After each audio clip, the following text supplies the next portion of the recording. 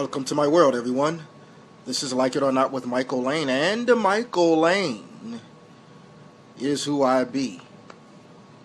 Just when I was going to just commend the protesters in Chicago, my hometown, over the nice protests and the peaceful protests, then came this.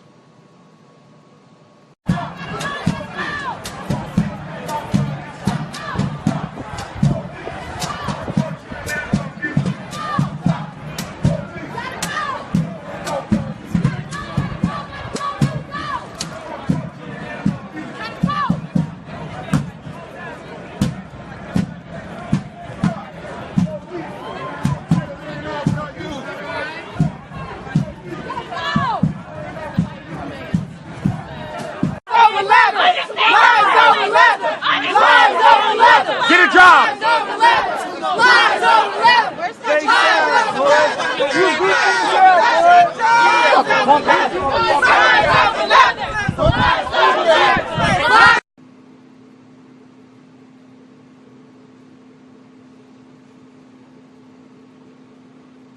Here come the crooks. Here come those liberal crooks. Let me tell you something. This is why blacks will never, ever, my people, will never, ever be taken seriously. All of this. Yes, the cop was wrong. Yes, the cop the cop deserves the death penalty. But there's no death penalty here. Not in Illinois.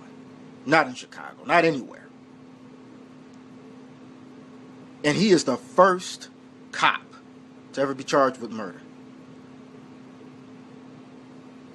You know that's corruption. Almost 2 years past. This is not new. But here we go.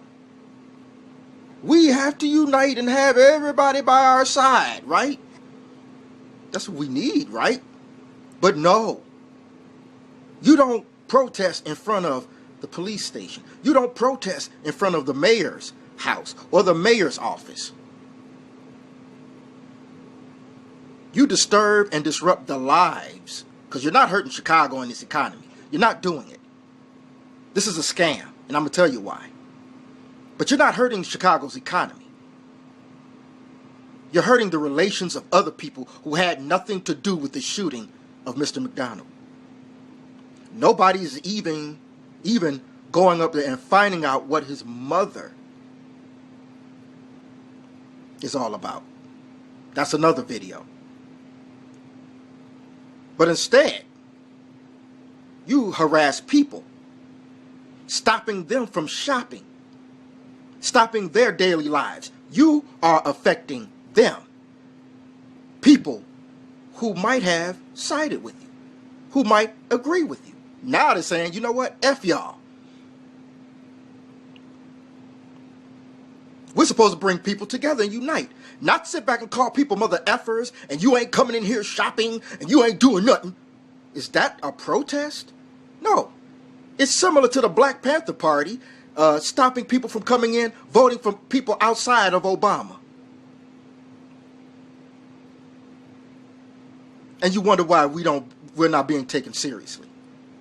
Chicago and its economy will recover. It's not even hurt by this. You're stupid to think that it may be. That doesn't send a message to Chicago. It doesn't send a message to Mayor Emanuel. Here you all are calling for Mike McCarthy's head. Calling for, whatever his name, Gary McCarthy, the superintendent, and Anita Alvarez's head. Oh, they need to be fired. But you say nothing about Mayor Emanuel. Nothing about him. He's the manager. He knows what's going on around here. He knows what's going down. But guess what? If they step down, the people you know, and you know it, the people that's going to step up are going to be the different names, maybe a different gender, but the same party. Maybe different here, but the same agenda, same policies. They've been doing this since the 60s. And you black people continue to support it. What happened to Mr. McDonald? You sponsored it. And the things that I'm telling you, Reverend Jesse Jackson ain't going to tell you. Father Flager ain't going to tell you, because they are all getting paid by the same party that carry out these policies that keep you niggers voting Democrat for the next 200 years. Don't talk to me about Republicans. Look at Chicago, who you guys vote. This is your paradise, right? This is your black movement. This is your Black Panther Party, Democratic Party, right? The home of John Burge. This is your party, the party of corruption. Because they could care less.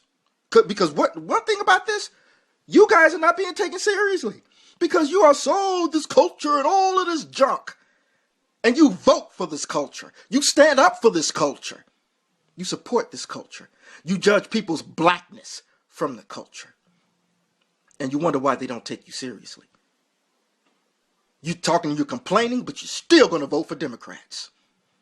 Name me one Republican here in Chicago. One Republican that's sitting in office. Name me one that's been sitting in office since the 70s. Name me one. No, it's your paradise. This is who you vote for. This is who you elect. This is who you want. You elect, the mayor selects. It's just that plain. It's just that simple. It's just that you guys are too stupid to know the process of political process and how things go and how things operate. But you judge people's blackness from a political party because somebody thinks differently. That's the problem. Again, you're not going to be taken seriously. How can you expect to be taken seriously? How? When you judge people from their skin and say, this is the black party. They care about us black folks. Republicans hate us, but you don't have no Republicans here. Republicans ain't carrying out these policies. You are. You are voting for them. You are standing up. So what that makes you? People with diversity of thought. Black people can't have that. Black people must have group thinking. We must go to the same church. We must listen to the same music. We must have the same ideas. We must have the same ideology. And now everybody walks to the same tune. And then you say Republicans don't do nothing for us. Because you don't do nothing for them. You have to supply the votes. And Democrats know this. They got you right where they want you. So they do whatever the hell they want to with you. Y'all should know this game, man. Because if you have people on the Republican side and on the Democratic side and saying, if you don't change, we're going to vote Republican. Or if you don't change, we're going to vote Democrat. You put these people, even gays are more black than us. Because they have became a race. We're not a race. They're a race now. Because they're smart. They're sitting there and saying, they have people on the left and they have people on the right. And they got this thing. And they got to, hey, we got people over here, and we got people over there. Then it's going to make the Republicans and the Democrats say, wait a minute, we want to have their full support. We need every vote we can get. Then we can make changes. But no, we sit there and we're so in love with Democrats and tell everybody, you ain't black, you a sellout. You're the worst thing that happened to the black race because you think differently. And you wonder why you're not being taken seriously. Then another thing. Leading this whole protest, not only is it Reverend Jesse Jackson, who is the lead, who's getting paid by the Democratic Party, and Father Flager and all these other clowns and buffoons, but it's the Revolutionary Communist Party, headed by Gary Newberger, whatever the hell his name is. They're on a mission. It's a different mission. That's all you talk about. Black Lives Matter. Black Lives Matter now they squeezing in transgender lives matter. All of these things are about agenda. It's not about black people. And you all are not getting this through your head. What's happening now, you sponsored it because you constantly vote for it. And you constantly dog out people that have a different mind. That think outside of the box. No, we have to be controlled robots in the liberal plantation. You get what you get. This is what you got. And these same damn liberals are sitting back and they want you to throw temper tantrums. They want you to get mad and still vote for them. At the same time, say nothing. The streets are absolutely clear when you kill your own. The biggest problem in black people are ignorant, stupid, idiotic, monkeyish black people that kill each other, that gangbang, that sell dope. Tell you what, let me tell you why else we're not going to ever be taken seriously. Because when you look at when you look at the cops and you stand up there and you stare at them like this,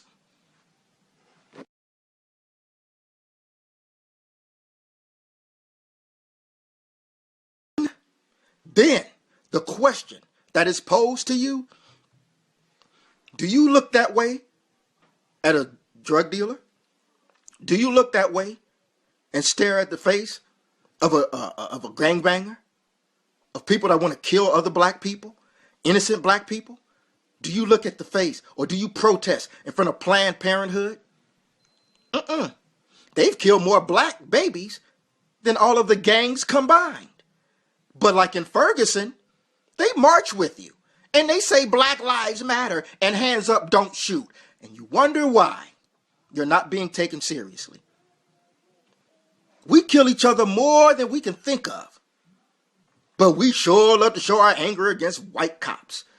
Basically, the message is this. White cops, stop killing us because that's our job. We'll do it. And you wonder why you wonder why your asses ain't being taken seriously. You wonder why. When we have the power, when we have leverage, when we have diversity of thought, when we can bring people up to the table and to the task and say, Mayor, you're going to get dropped. You and the Democratic Party, all of y'all going to get dropped if things don't change. As a matter of fact, they should have been fired. Forget that. We got Republicans. Republicans don't even come in and run for office because they know they're going to lose. It's straight thinking, it's stupid thinking, and this is why we're in this mess in the first place. And now we're not going to blame the police officers, the crooked police cops, the crooked ones, not the good ones, the crooked ones. We're not going to go after the crooked ones. We're going to go after the shoppers of Black Friday who's done nothing to us. It makes, you know what? Here's another thing why Chicago is just too far gone.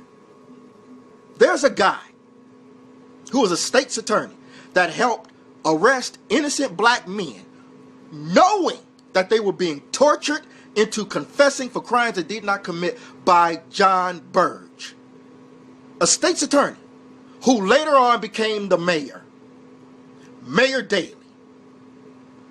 Nobody got pissed off. Nobody was tripping out. Even when the story came out, this nigga never apologized. He never said he was sorry. He said nothing.